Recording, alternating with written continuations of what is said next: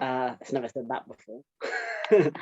um, Classic opening line to the um, podcast.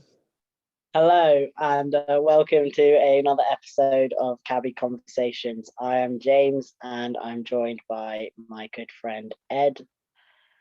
Say Nice hello, to Ed. see you all. I'm keeping all that in, by the way, all the opening. Okay. Today we're going to talk a bit about what we think the future is going to be like. But to start off with, because the future is always surreal because we don't know what's going to happen. Ed, tell me about your strangest dream.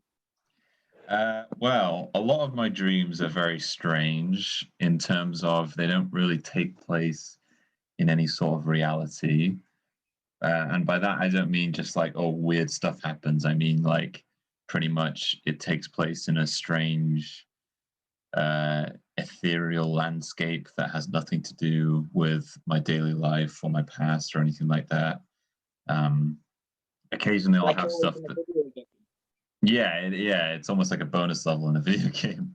It's like, I mean, occasionally I have stuff that's like takes place in school or something like that. I think everyone has.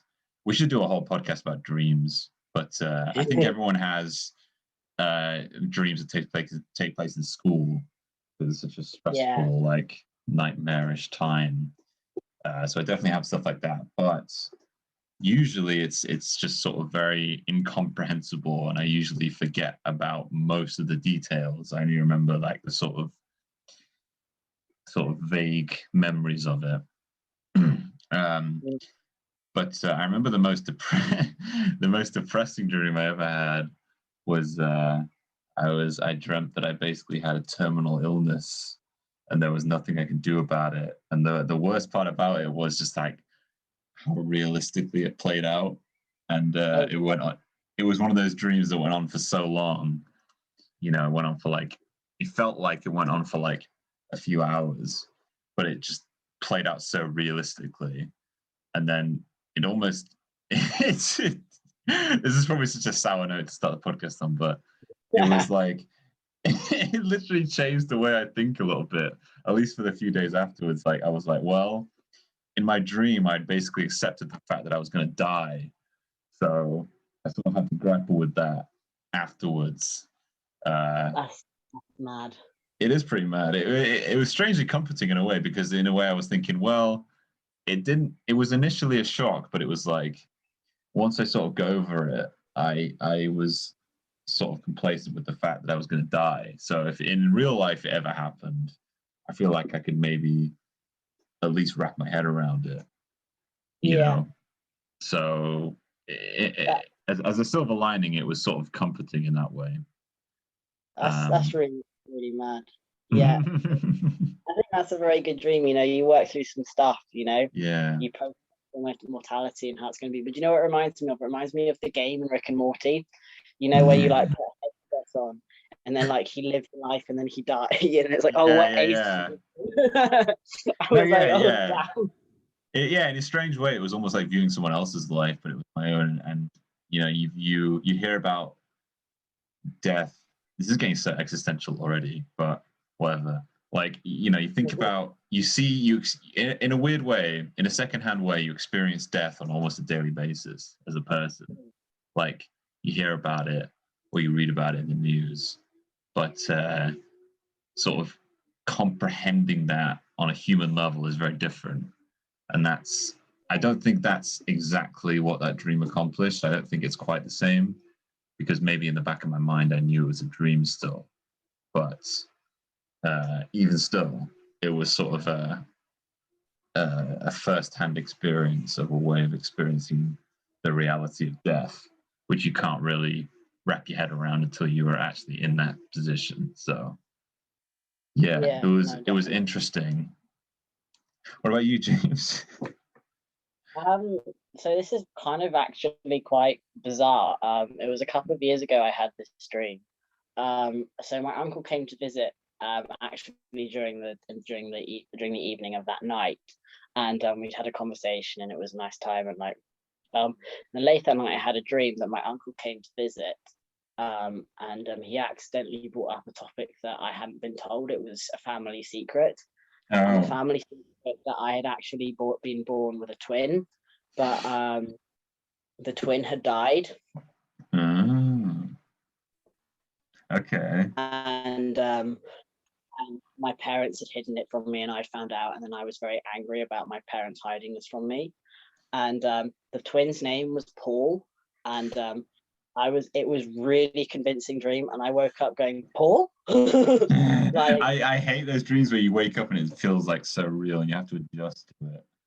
And I then went to my mum's like, I didn't have a twin. She was like, no, you definitely didn't. And what is very strange though, is I now have a friend who is transitioned and has chosen the name Paul. And they are like a really close friend, like family friends since now. And now like they have transitioned and their name is Paul. I'm like, holy shit, that's really weird. Maybe you foresaw it in a sort of weird way. I know, like that was really that's quite weird. It's like a dream came true or something. Although I don't I mean, I hope Paul won't die. The real Paul won't die.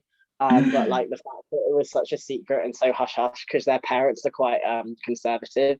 So it's like I can see the masking, things like that. So it's just that's quite strange. Shit, man. That's deep. And then the dream I had last week was like it was meant to be like a hospital, but it ended up in my dream, like you said, how they end up on weird ethereal planes, being a sort of aquarium. And the aquarium was full of like, I don't know, moray eels and crocodiles and caiman and things I don't particularly like. And in these little like sort of like glass, sort of like they were like rooms instead of like tanks, they were rooms. It was sort of like a weird water floaty sort of scenario.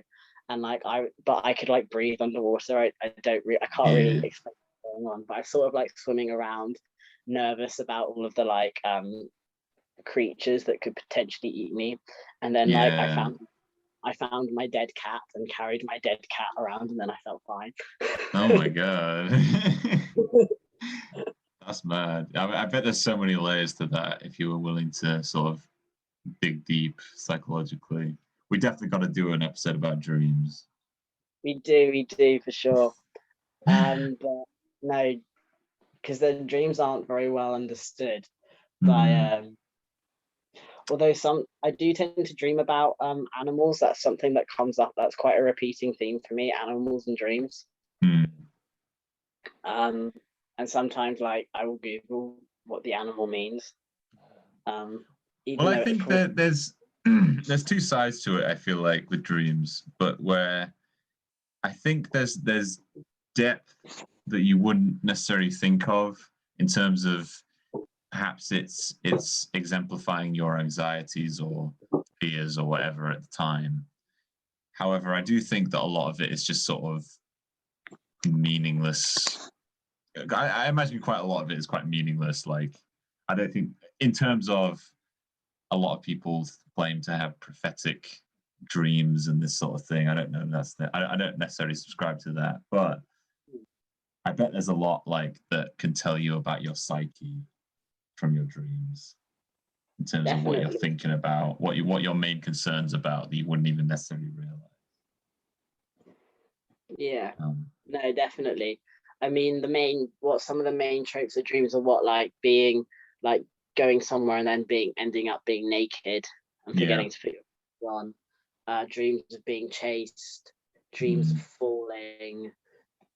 Those are like some of the most common dreams that you have. And they're all thought to have meaning in some form or another.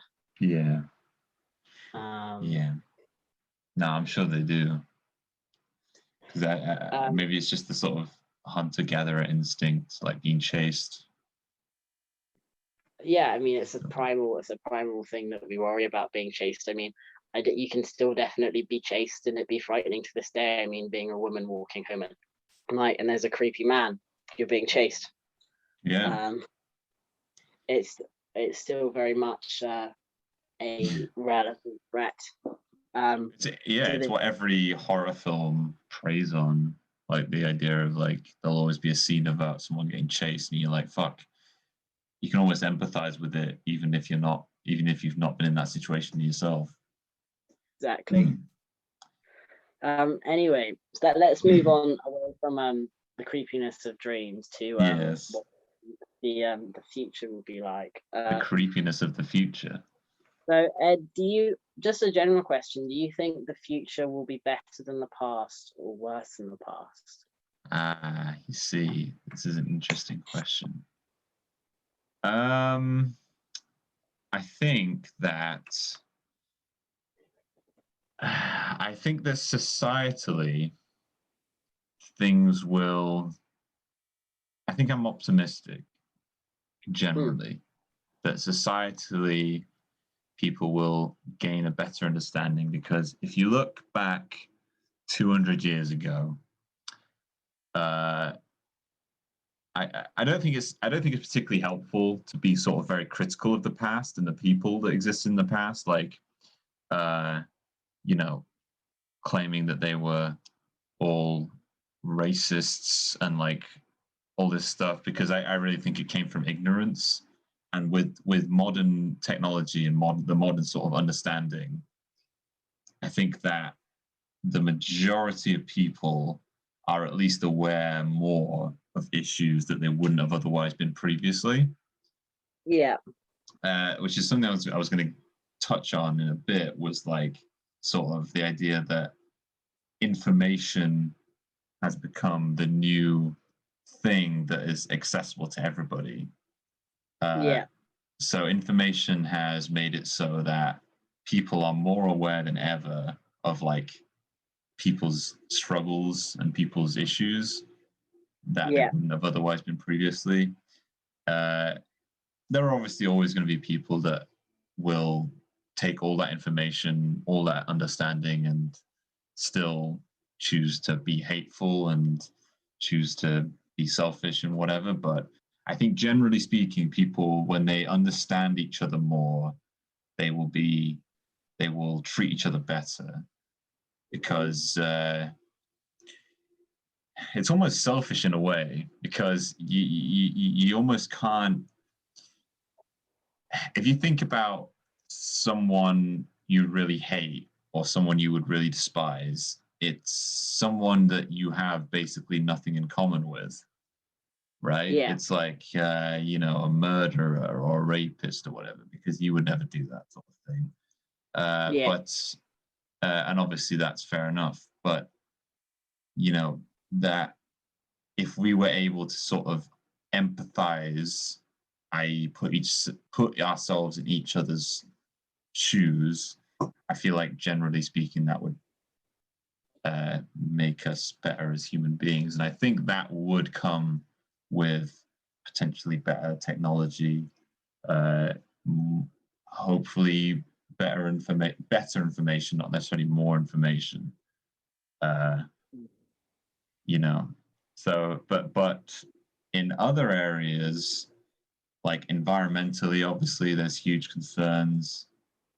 We don't necessarily need to go into that. Like, that's obvious at this point. Like, if we don't sort stuff out, we really, we're going to really struggle environmentally. But otherwise, I'm fairly optimistic. What about you? I think things will improve hugely in some areas and get worse considerably in others. Like you said, I think for many people the quality of life will increase. I think healthcare will continue to improve. I think if we get to I think with probably the improvement of technology and everyone having increased access to technology and technology taking over a lot of menial work, I can see that a lot of manual jobs would be lost, which I think could be an issue for the working classes. However, if we get to that point, I think I would hope a concept of universal basic income will come in. I think if there is, because not everybody can do more you know, not everyone can do other forms of work, and this lockdown has sort of proven that a UBI is possible. Yeah.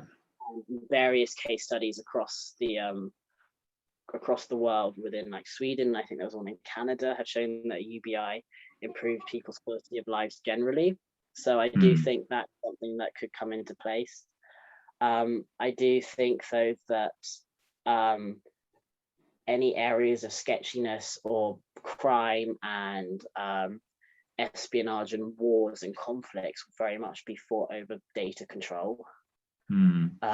I think that is going to be the next real front on a international basis, be it from and I think there will be difficulty in managing there will be a clash between countries and transnational corporations, such as Google, Amazon, Microsoft, versus countries such as America, the US, China. Where will power lie? Will it end up lying in the company or in sovereignty? As these like data hubs end up becoming more and more powerful, I think that will create an interesting shift. Yeah, I absolutely agree. I think the technologically, we're advancing faster than our society or our laws can almost keep up with, to the point where stuff like data collection on individuals has overtaken the concerns of human rights. It's all the whole an example, the whole issue of facial recognition technology is only becoming a real big issue now, but it's been in place for however many years. So if you're a cynic, you could say, well, it's sort of irrelevant now because most people are on the facial recognition database anyway.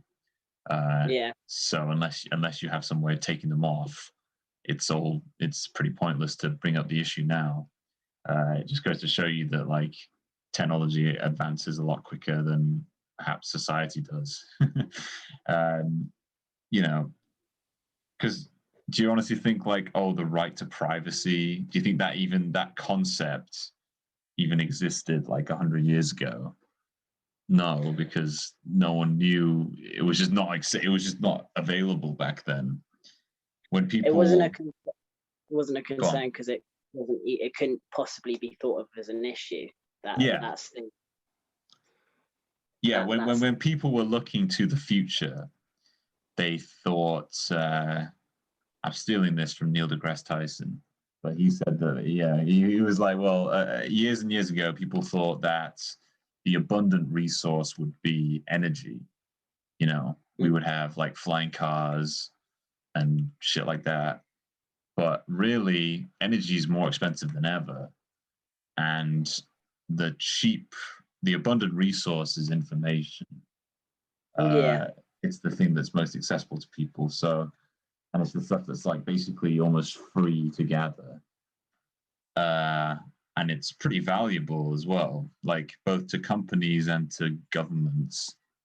Like it's very valuable stuff, and it's only possible because of the leaps in technology. So you really have to ask yourself, like, well, that was because of basically a technological breakthrough that came in the form of the internet. The internet provided so much information. Information is cheap because of the internet. So it's interesting because Google, you used to have to pay to use the Google service, and then in 2000, after 9/11, governments became interested in how this information, like in this information, look for, and so then they basically said, well, we'll sell this information. This is a commodity. We'll sell it, and then we'll make the service free. And so, but they pay for people like governments, companies, things like that, pay for the information. My mum, for example, has her own business and pays to be the top Google search for us for her certain business and area. So they make, and then she also pays for like to also know the statistics and stuff and the clicks and things like that she's getting. So like she's paying for that information and that resource. It's different. Whereas I think with a lot of data, where like information sources or something, with Google, with social media, with other search engines, you've got to think if the product is free or the service is free, you are the product. So your information is the product. And I'd say probably Google probably knows more about me than my employer, than in some aspects my family or my friends. Because if I have like a concern I may want to tell somebody, what do? I Google it. And maybe I should use DuckDuckGo for that instead. But Google's just more convenient. Yeah, I use DuckDuckGo, and I have to say, like, there are a lot of things that just, like you say, a lot of things come up at the top, maybe because they paid for it, but the DuckDuckGo just doesn't have that. So I'm a victim of occasionally using Google when I have to. And again, if you think back, like, you know, there are a lot of people out there who just think, well, you know, who cares really? It's information. It's not like you look at the European Convention of Human Rights, right? It's like you have stuff like, you know, you have the right to not be tortured, right? It's like you have the right to not fucking get killed and like stuff like this. Like, does collecting information on what you shop for really compare to that? Like, it's a very human thing to value your privacy. But if you say shop loads and loads of alcohol, and then that your information then gets sold to an insurance company, which affects your insurance, like, because you then get flagged as a heavy drinker, or like, should that be allowed? No. Or what if you, I don't know, you have like I mean, I'm sure if you use the dark web or something, if you have a very nasty porn habit, but what happens if your, you know, employer finds out about your porn habit, which is otherwise, you know, like, these are things that do people have the right to know that, like, because I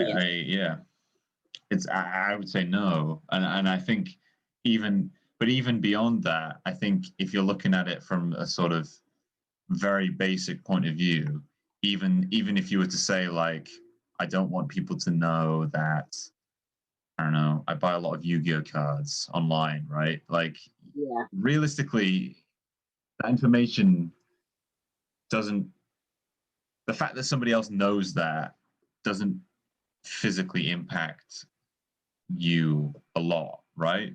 Like, maybe you'll get advertised some Yu-Gi-Oh or whatever here and there, but like, I think that's a very human thing to not want someone to know it just because it's something personal to you. You know what I mean? And I'm saying that that's like a good thing. I don't think that people should know stuff about you unless it's absolutely necessary. Like, privacy is pretty important. It sort of makes us, it prevents us from becoming sort of numbers and data, like just what you can make up a person as, like just basically data, like what they shop for and stuff like that. Like, and I mean, definitely, and it's something I find very concerning about the NHS Digital. For those of you who don't know, the NHS is making a database out of people who, you know, who are at their GPs. They're taking their records, they're anonymizing your personal information, so your date of birth, your address, your NHS number, but they'll scramble that into code, but then like full medical histories, STIs, abortions, I don't know, miscarriages, really anything you can go to the hospital for, mental health episodes, drug addiction, you know, all of that will be on files and databases and stored, and then that will be sold maybe to a pharmaceutical company for a research project, or a, you know what. And like, yes, there is so much potential like benefit of this, because you could look at, say, you could analyze. So like something that's a problem in a lot of drug trials is that when they test out a new medication, they only trial it on people who only take that medication. But the thing is, often when somebody takes one medication routinely, they're more likely to actually take several together. And so they don't look at how these drugs interact with each other and then cause excess side effects, things like that. And so this could be hugely beneficial for something like that. But at the same time, it's like, what if this then information gets passed on to somebody else? Or what if this would be like a hacker's dream, you know? Yeah. To go in there and like find out all this personal information and then use it for malicious content to blackmail or extort people. Like it could be hugely dangerous, I think. No matter, like, I'm sure it'll be firewall to fuck, but like, what about espionage? To me it's very high risk. Shaky. It's the thing you got to remember is first and foremost, like the smartest people don't work for the government. So the people who have created, like you say, I bet the NHS database is firewall to fuck, but that was ultimately made by a person. It was obviously coded by a person to ensure people wouldn't get in. But there are some really clever people out there, some stupidly clever people, and they don't work for the government. Most clever people don't work for the government. So it's true though, isn't it? Like, you know, the cleverest people work in the private sector, or they just don't, you know, they do whatever. Like, yeah, it's so easy. It's easier than you think for people to get access to it. And even if they don't, like, you just let me put on my tinfoil hat. You shouldn't trust the government that much. Like, you shouldn't trust the government at all, really. Like, if they have power, if they have something that they can use, they will use it. You know, if they it's just why you have to have so many measures in place to say no, you can't do that. I mean, there's millions of examples, you know, but like the point is, even if you're guaranteed that the government or whoever else won't misuse your information, I think it's very, very reasonable to say, well, I don't want anyone else to have that information to begin with. You know, it's part of what makes us human in a way. It's like, I'll give you an example. James, you shared me that documentary called Coded Bias, which is very good. I recommend it. And there's a sort of part where the guy sees that there's CCTV monitoring him, and he puts his thing over his face so that they can't recognize him. Obviously, he hadn't done anything wrong, but like, so you could argue, well, why is he doing that then? Like, I would argue it's just part of human nature. Like, that's very reasonable to not want your face to be added to a database and have a police database when you've done nothing wrong. Yeah, even if it would amount to literally nothing, which if you didn't commit a crime your entire life, which most people wouldn't, you know, that would be the likely possibility that it wouldn't come to anything. But even still, it's just the fact that I don't want my face to be out there and, you know, available to whoever wants to get at it. No, because then later on in the show, because this technology is really ineffective. It's only, I think it was only 10% of the time. It's like 80% effective or something like that.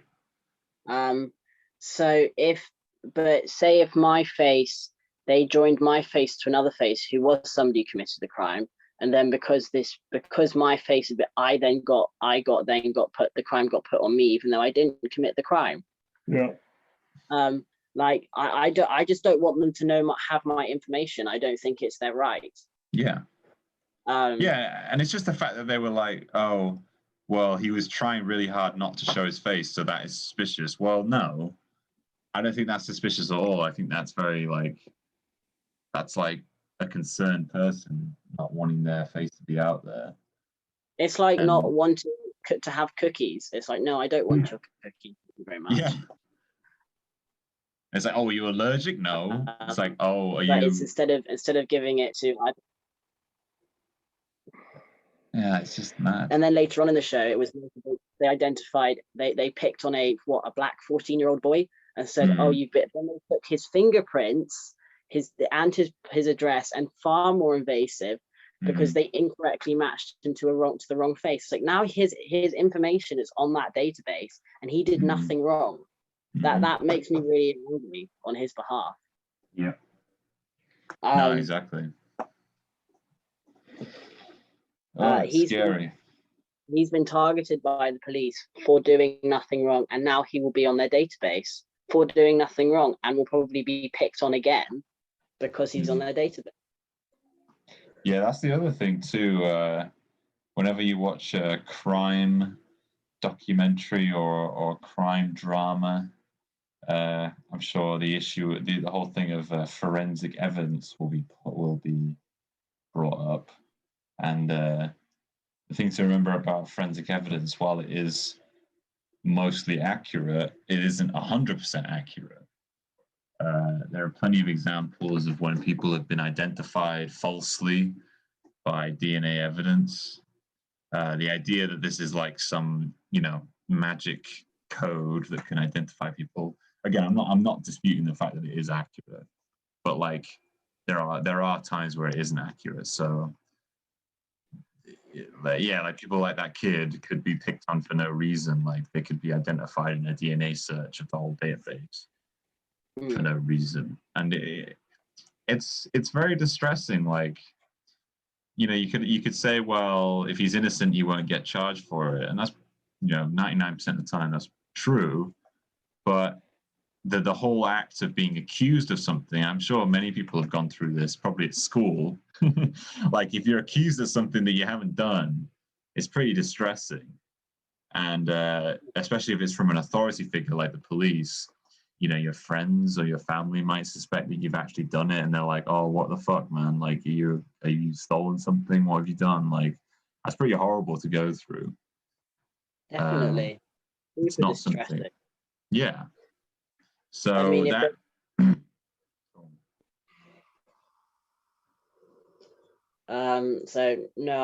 what's also interesting about, I think, the future is increasingly, and having a discussion with my brother, is that artificial intelligence is being used to kind of like score people based on how good they are doing at their jobs. So it could be, so in America, it's currently being used for like reasons for retention of employment or reasons to fire people. However, a lot of people who use these algorithms don't understand how they work. So people might be getting fired for reasons that are actually just not correct. Or they also may be used for factors for hiring, but they'll take databases and samples from the past. And what do these things have? The databases from the past for people who they employ would be mostly men, mostly white, so what does it then do? It then repeats the AI with what's it called? It's a learning algorithm. So it takes what it sees from previous examples, incorporates that again. So it will then relearn to mostly employ white men, when as a society we are trying to remove this bias. But this algorithm instills it. Yeah, it's like this. There are very subtle differences in the way each of us interact and the way we behave, like that really can't be classified. However, an algorithm or an AI will be fed information that pertains to a very select group of people. Evidence for this everywhere. Like, there's so many videos on YouTube of people like talking to Siri, for example, and they won't be able to understand them. That's a very like simple example, but it really highlights how they take very selective examples of people, and they'll use that to inform AI, which you might not think if you ever watched Neon Genesis Evangelion. It's not like there's AI that decides, like, it's not like the AI is the government, right? You know, it doesn't decide like the laws and stuff, but in a more subtle way, it kind of influences society. Like, you know, big tech companies use AI to decide things, and like you said, employers will start to use them. So that will affect people on a very individual basis. And if these AI are being fed stuff that's sort of very selective and inaccurate, then that will subsequently affect the future. It will affect people's lives. It will prevent social mobility. Yeah. And that, for me, that's what I want to see in the future for society. I want social mobility.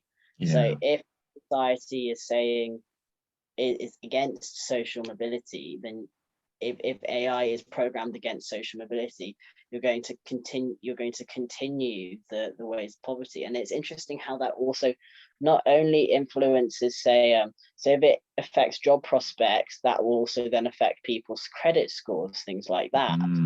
But it can also, advertising can also play an effect on that. So do they, like, it's interesting how your perceived wealth on your digital fingerprint will influence the marketing that comes towards you. So if you're poor, you're typically preyed upon, made to be a victim. So they advertise things like gambling or alcohol or things that pertain to addictive vices that take your money, and then it's very hard for you to, you know, have control and gain it back.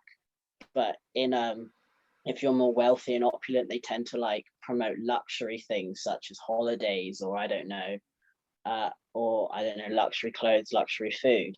So they I don't know. What do rich people like? probably opportunity, money, legitimate money making opportunities, instead of, like, we've all seen those scams, or like online on websites like, oh, I used to like, and now I'm a millionaire, click on this link and you can be like me too. Like, it's, and then you see like a big, like, I don't know, stock photo of a Lamborghini, and it's just a load of looks. I love this. That's so true.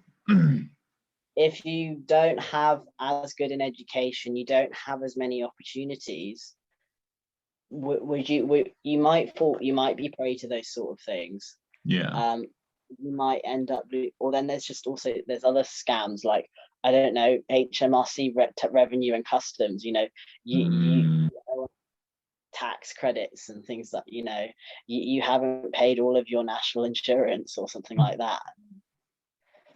It's just not good. It's mad. I think that's what it comes down to ultimately, like, just the limiting of social mobility and like the sort of stagnation that AI comes to, because really the AI is not a person. It doesn't think for itself. Even, and this isn't even like a technological standpoint, like even if we got to the point where we could create an AI that does truly think for itself, we're not quite there yet. But even still, the way we make it, it would be based on our views of the past. It would be interlaced with our precognitive biases in a way that, you know, essentially it would be sort of another human, but a lot more intelligent, because it would still have a lot of the same prejudices and biases and stuff like that. But it would just be, obviously, have access to a lot more information. But it's very worrying, and it sort of shows how that the past is, well, the future doesn't really exist. The past is what influences the future. You can't really influence the future that much. You can try and predict it, but you can't really influence it, because something like the internet, for example, came along basically out of nowhere, and that changed everything. And who's to say that something else like that won't come along soon? And someone like Elon Musk. I don't think it's going to be Elon Musk, you know. I don't think it's going to be space. I don't think it's going to be not necessarily space, but just something like that. I think, I don't know. I think the space stream is. I think it's a bit of a pie in the sky scenario. I think green technology, there could be a real zeitgeist moment in green technology potentially. But I don't think it's going to be, it could completely come from somewhere else too, but for some reason I just don't think I think space is still, it's such a complex thing that I don't think it's going to be space. Probably not in our lifetimes, but potentially in a few generations to come. Because that when I'm thinking like big innovations like the internet, which fundamentally changed the way that our society works, the way we interact. I think there's something like accessible interstellar travel will definitely change the way that we function as a species, because we won't be tied to the Earth anymore, for better or worse. Like I don't know, like that. That'll definitely affect the way we see things and the way. But I don't think Cowboy Bebop is going to happen. No. I don't think as much as I love that show, I don't think so. No. I don't think the Cowboy Bebop reality is going to happen for a couple of 100 years. I think there's some exciting ground to be made with biotechnology. So for enzymes are like a really powerful tool that I think that could be really huge. So if people don't know, enzymes are proteins that exist in like all living things, and they help break down substrates and make up substrates. And currently there's a lot of genetic engineering going on, because these proteins are made from genetic code, to basically change the structure of these proteins to be able to break down things like plastics, or maybe then even take these plastic structures and then maybe even synthesizing them into a new plastic from its core monomer. I think that could be very, very exciting, and a very exciting part of way of looking at a problem with waste. So I think that could potentially really change the world. Biotechnology. I mean, it's proving very difficult to do. It's not, but I think that is, if it could be sorted, would be a huge benefit to how we see the world. I think the working week is going to change a lot. I think, like I said about UBI, I think people in opposite, like there's already some companies already working 4-day weeks instead of instead of 5-day. I think that's just going to increase. I think there's going to be an increase. We're going to become increasingly hedonistic, an increased focus on leisure and pleasure, and an increased accessibility for that. But that's also going to trigger, I think, mental health problems, because when you have, I think this lockdown has shown me, I didn't have anything to do during lockdown. When you have infinite free time, it's not good for you. No, that's very true. But I'm actually a bit more optimistic in that sense. I think that something like the 4-day week will be good, because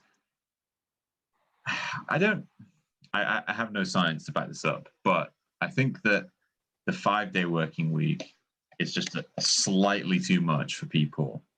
Yeah. I mean, as long potentially, like, okay, if it was 5 days a week, just 8 hours a day, that would probably be fine. But I think any more than that is just too much for modern humans to handle, which is why I think, I think that's a lot of the reasons why you have a lot of the mental health problems that we have right now.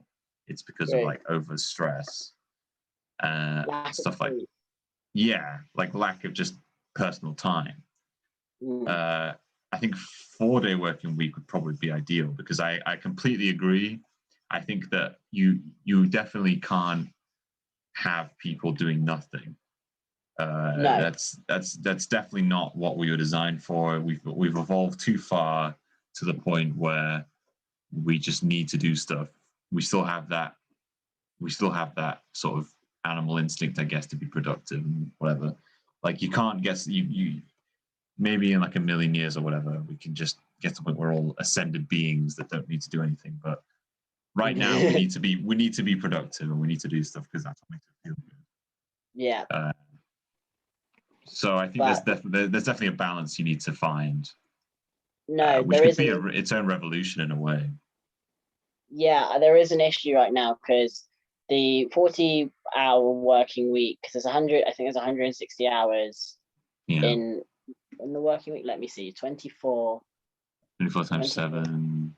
24 times 10. 40.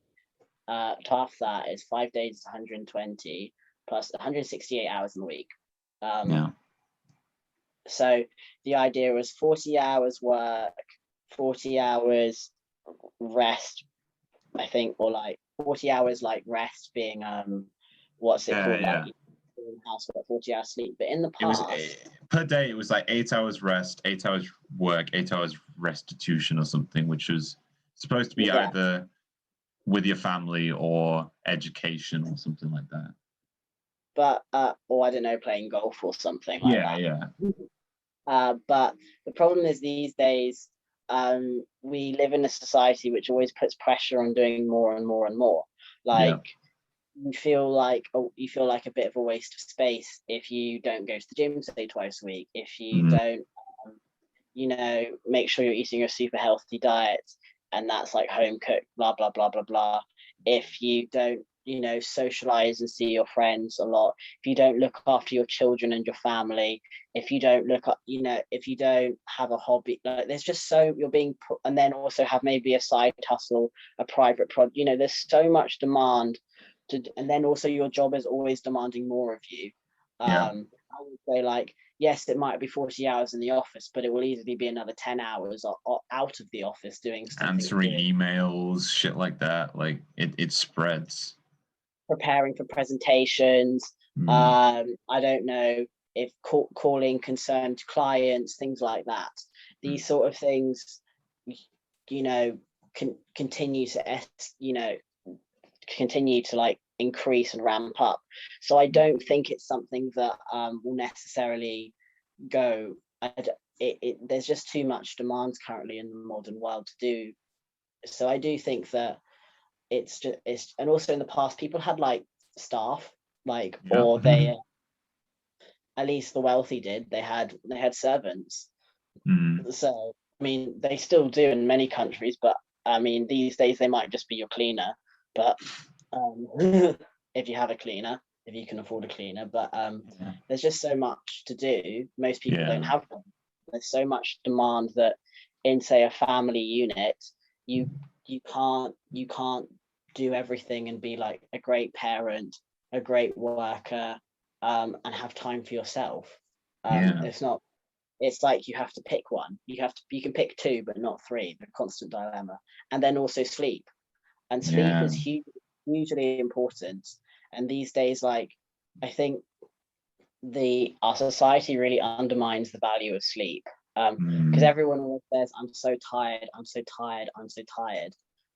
Because we're kind of kept up to 90 with our like portable units being phones or whatever. We're always on call, always in demand, but then and always expected to be available almost to it. And it's also a highly addictive device. And so it's hard to kind of separate yourself, relax, and then all the other things that you're busy doing, it's then hard to cool down and then go to sleep and get. I think I read an article the other day saying that actually 8 hours sleep isn't enough. It needs to be more like 10. So, I mean, they obviously different studies will say different things, but it's not just the actual pure sleep you need. You also need time to wind down, to to be ready, because if you kind of are really, really busy just before you go to sleep, you're not ready to go to sleep because your body's still up to 90. You need to calm down before you can go to sleep, which can take an hour or so. I think that 8 hours is a good enough. I definitely slept more than 8 hours, and I always feel a bit too overslept. But I think that when they say like 10 hours or 9 hours or whatever, I think what they mean is have an hour that's nothing to do with your screen or anything like that. Just actually trying to get to sleep, and then you spend 8 hours or 7.5, whatever, actually sleeping. Yeah. That's not, it's not like, say you get up at 6 a.m. You don't want to be going to bed at you don't want to be like literally putting your head to the pillow at what would that be, 6? 10. Like 10, yeah. You don't want to be doing that, because then that's not giving you enough time, because you still need to wind down. You need to wind down at 9 o'clock. Yeah. Exactly. But if you only come home from work after a 12-hour shift at 9 o'clock, it doesn't give you You're speaking from experience. I do. It's rough. No, it's rough. It's really hard to just live it's really hard just to live like a healthy lifestyle in the modern age. I mean, who knows how much harder that's going to get. Society doesn't allow it. No, it really doesn't. It really doesn't. It's I guess your only option is to fucking go to the mountains and meditate. I don't know.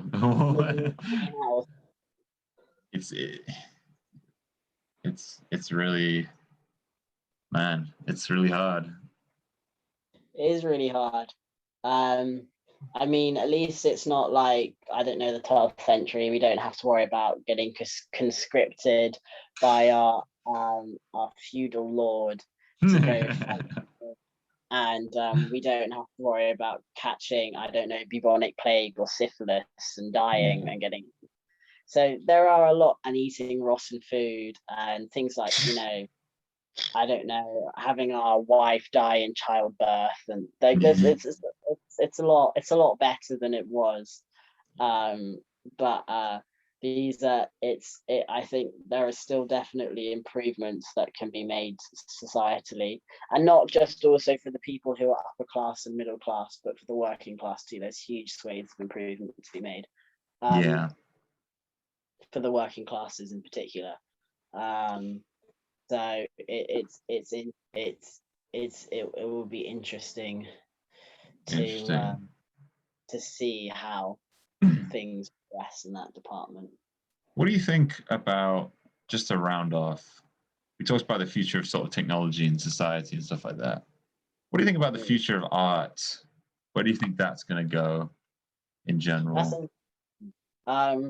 So it's always, I think the one that I often hear about and like concerns about is like in the music industry, like especially what's to do with like everyone saying rock music is dying, because first of all, people, there are only a certain number of chord progressions, running out of chord progression, who's going to steal, like people are stealing each other's music or whatever.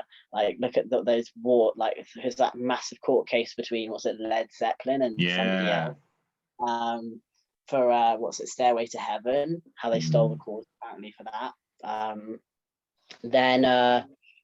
And then there's also the issue of bands dying. Young people are increasingly pressurized, stay in school, work hard, get exam results, and are also increasingly isolated with technology. I think technology encourages solitude in many ways, because it's like, we'll keep on contact online. And whereas in our parents and maybe grandparents' generation, you couldn't do that. So you had to go out and, hang out. And so then you start jamming and you start maybe like playing with your mates. It's like, that was something fun to do. Get away from it all. You wouldn't go home, and because the TV was shit, so you wouldn't go home and watch Netflix whenever you wanted, or your favorite YouTuber, or watch TikTok for hours, or play Fortnite for hours, or whatever else you're into. These days, children who are into music, because bands require commitment from multiple people, it can be expensive to find instruments, it can be challenging to it's much easier for a young person to download some software onto their computer, have a little noodle, be their own producers, and then make a song in their bedroom. That's true. And also solo artists are cheaper to manage because it's one person instead of 4 or 5 or whatever. So I think musically, I think it's going to make things more electronic and it's going to increase solo art. But I think that, and maybe it could be the end. I think it does mean that we're seeing more collaborations in music, say. So that people, instead of being in a band, they then go a solo artist, so I want to collaborate with this artist and they'll do a song together. But I like that, but then it means when you go see them live, if all their songs are collabs, like, but with different artists, you don't get to see the other artists because chances are they won't at the same time. So that frustrates me. I definitely think like I like that. I honestly do like the fact that a lot of modern music comes from someone just messing around. I remember watching an interview with somebody who was like,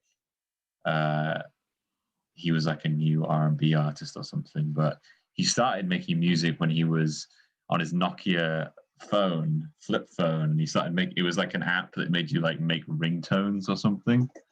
I don't know. I think that's a good way. That's a good example of like how technology can inspire people and give people the tools that they need. However, I think stuff like this is gonna, I guess, sound a bit hypocritical because I like games myself, but something like video games is a way of sort of maybe making people feel like they're filling the void that otherwise creativity would. Like Angst, for example. I'm a big punk music guy.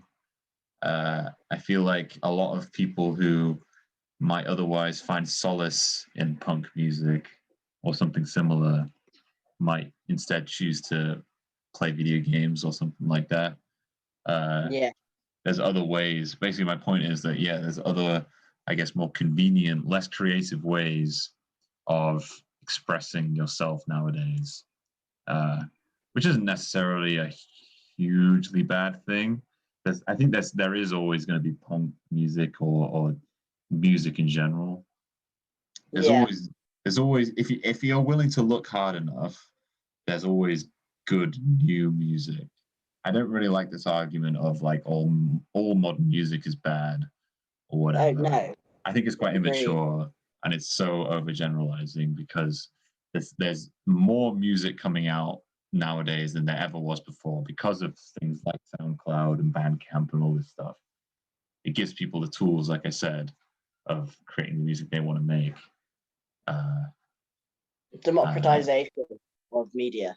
Yeah, it's meritocratic. Like if you get, I mean, maybe it's not completely meritocratic. That's probably a very, very bastardized way of saying it. But in a weird way, it sort of is.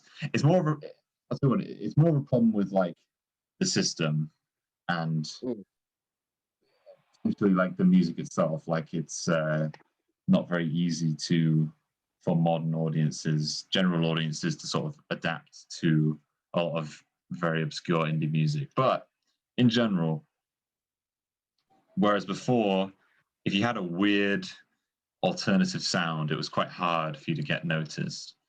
Whereas now you'll probably find you're calling online, or maybe even get a show or something like that. A good example, if you're curious, if you like sort of punk music like me, is a band called Tropical Fuckstorm. They're very like post-punk, but they're very unique as well. They're very weird and like very original. So that's those kind of people give me hope. I don't know, as lame as it sounds, like I think that will give me hope so that there's good, new, talented people out there. And I don't think that will ever change. That won't ever change. I think just the ways that humans do it will change. Yeah. And I do just find it increasingly sad. I know it's more efficient, but I just think that I do dislike how everything has gone online these days. Like communication, I say you can't, at least from what I've learned in this lockdown, in-person interaction is to me it's just far superior than online, even a video call, which is quite good, like we're doing now. It's just not the same to actually feeling the physical presence of somebody next to you, because you just are able to access a lot more information about the person intuitively. Like you can feel their emotions a lot more clearly. You know what they're into. It's also just easier to interact like physically. So I think that for me is a great shame about because for me, I think in-person touch, things like that, are such human needs, and I don't think technology can truly replace that. Yeah, it's 100% my intention to sort of do this podcast in person at one point, because I'm very curious, obviously because I want to do it, but I'm very curious to see what, if any, there's any noticeable sort of difference in the way we talk. Yeah. Because I feel like the conversations we have in person are slightly different to the ones we have on here. Exactly. I mean, you might be thinking, when I say you, I mean the viewer, but like you might be thinking like, oh, we're talking like this because we're on a podcast, but really that's not necessarily true. I don't think. I think we talk very similarly in person. If we were recording or not, we might like not say certain offensive things or something like that, but you know, like not that we do that very often. But my point is like, yeah, every musical artist you talk to has been posting about like one of my favorite folk artists right now, Frank Turner, has been always complaining about how he's been wanting to do live shows because it's just such a different experience. We have not gotten to the point yet where technology has replaced human interaction. I don't think. I don't hope it does. I don't think it ever will, honestly. Bastardize it. Yeah, I can't really see how it ever will. Yeah. Like I didn't really participate. I played a few games online with friends, and we might have a drink, and it's just not the same. Like it's as good as you can get, but like you can't say to your mate, "Oh, can I have some of your drink?" You know, or you can't say. It's very limited. Yes, you can play a variety of games online. Like we played D&D. I also play Jackbox with people, but it's just not the same as in-person interaction. No, absolutely not. You can't. Even Dungeons and Dragons, which you would think works very well, and to be fair, it does for the most part. It's still not as good as in person, even though really you're not doing anything different. You can't really break off and plot while the dungeon master is doing his thing, which is like something that I would like to do more, but you can't do that because on video chat you've got to like take turns to speak. I mean, I know I interrupt you constantly in this podcast. I'd probably Me too. No, it's hard not to, because just the way it works, like it's can't talk over each other. You basically have to wait for one person to be speaking. I guess that's mainly what I was talking about earlier. Like, if we were to do this podcast in person, I wonder if maybe we would have less time where we're just basically talking at length, like I'm doing right now. You know, maybe we would have like shorter times where we're speaking, and then maybe we tip in a bit. I don't know. I'm genuinely curious. We will do that at some point, so look forward to that, I guess. Yeah. Sure. Maybe we'll even do a D&D podcast. Who knows? D&D podcast. That would be kind of interesting in a way. It would be. But man, we got deep in this one, which is exactly what I like. We went very off piece. Yeah, we did. I don't even know what to call this episode, honestly. It's gonna be like a B-side or something. I don't know. The future will be good and bad in equal ways, and we don't know what they are yet. And it will still be oppressive. Yes, I think be resistant to changes that infringe on your human rights. However, other things, perhaps it's better just to sort of roll with it, accept new things as they come. Don't cling to the past. When you were at your mother's teat, were you thinking, oh, I want to be doing this forever? No. You want to evolve and accept new things and get yourself out your comfort zone. It's that's just part of what human nature is. Yeah.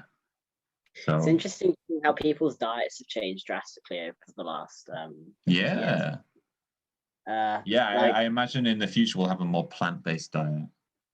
Definitely, like just noticing like people just have like maybe a carton of like milk substitute, even though they still eat dairy. There's just always there might be that there, or things like that. I think that's quite interesting to notice how that has changed. People also, I know, generally focus more on their vegetables than they did 20 years ago. I mean, Jamie Oliver, you thank a lot for that. But people, me as well. I think that's a really interesting scope for the future too. It'll be interesting to see how people's opinions on consumerism changes. Does it get better or does it get worse? Yes. So we look forward to seeing what the future holds. Indeed. Thank you very much for listening, and goodbye.